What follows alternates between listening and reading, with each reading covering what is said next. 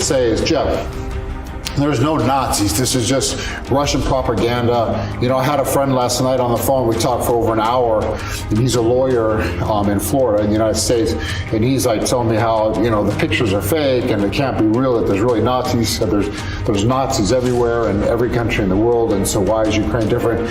The difference is there's a lot of Nazis in fascists in Ukraine, and these fascists are being paid by the government, are being supported by the government. If you're growing up a fascist, and you're a Nazi, you still need weapons, you still need to eat, you still need to be, if you're going to fight against, you know, people, you're going to need weapons, and like I said, you need to eat and need a place to live and stuff like that.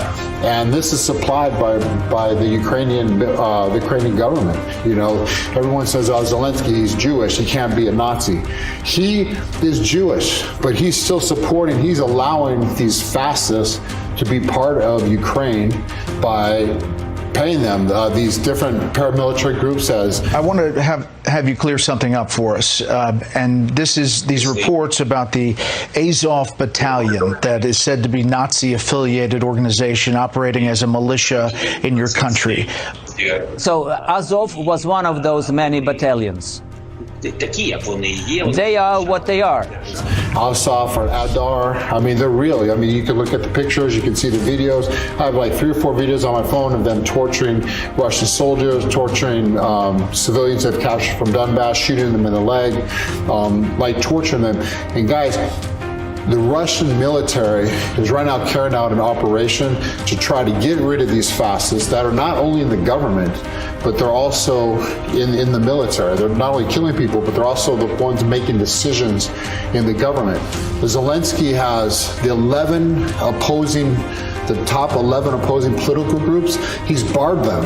They're not allowed anyway. He's the 3 major television stations, media stations that were confronting him and like had negative views on like his work. И никуда вы от фашизма не уйдете, ребят. Хоть он и не из Украины. Это наш крест. He disbanded them. They no longer exist. So he's basically running a country by force. It's not a democracy. Everyone said, oh, Ukraine, we've got to help democracy. The United States said we've got to support Ukraine, the democracy. There's no democracy in Ukraine. He's taken over, him and his group, and he's paying these military groups that are fascists. They walk around with the swastika, they do the salute, they have the swastika flags. They are fascists, and these are descendants. These are people that, they're not just like in the United States, you get some like neo-Nazis that had like a bad childhood and they grow up and shave their head and do the Nazi salute and beat up people and are racist. No, these people like are like Bandura, some of these like traitors from World War II, from the Great Patriotic War. These are their heroes. They've taken down the statues of Lenin. They've erased the history of Ukraine, and they've made these traitors, these people, the Nazis, the actual Nazis from Germany who invaded Ukraine and killed thousands and thousands and thousands of Ukrainians. They've made them heroes now because they've changed the history, and these people are now heroes. And it's a shame. And you can't blame the kids. You see these Ukrainian kids walking around doing the Nazi salute and joining these groups. They're taught by the parents, and these parents are taught by the government now who supports these fascists because it keeps them in power. And they're using patriotism as a weapon. Patriotism could be a good thing if it's used to support your country and help your country grow. But unfortunately, Ukraine is using patriotism as a vehicle to like disclude other people, disclude those of like Russians, ethnic Russians, and other ethnicities, and support only Ukrainians who support their fascist attitude.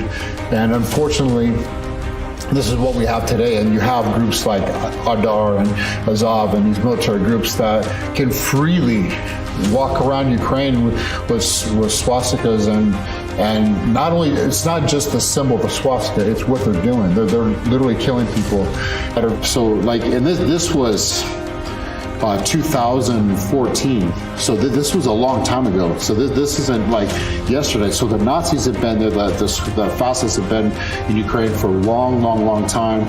And now they're growing bigger, they're being supported, and they're the ones that the Russians are there now trying to get rid of, trying to like clear Ukraine from fascism. Because as we know before, like with Germany, fascism spread all over Europe and tried to take over, literally tried to take over the world.